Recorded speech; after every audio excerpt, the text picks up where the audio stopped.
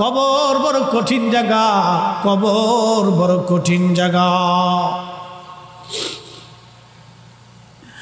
অনেক বড় কঠিন।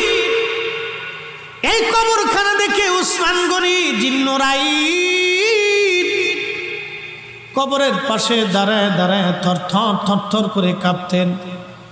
সাহাবা একরাম বলেন, আমিরুল মুমিনিন, আল্লাহ আপনাকে দুই নূরের অধিকারী বানিয়েছেন, দুনিয়ার থেকে জান্নাতের সার্টিফিকেট পেয়েছেন, তারপরেও কেন কবর দেখে দেখে আপনি কাঁদেন?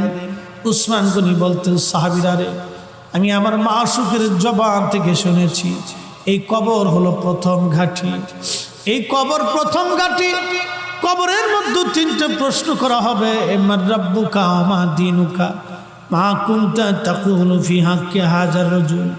আমি উসমান গনি কি কবরের প্রশ্নের জবাব দিতে পারবো কিনা এই চিন্তায়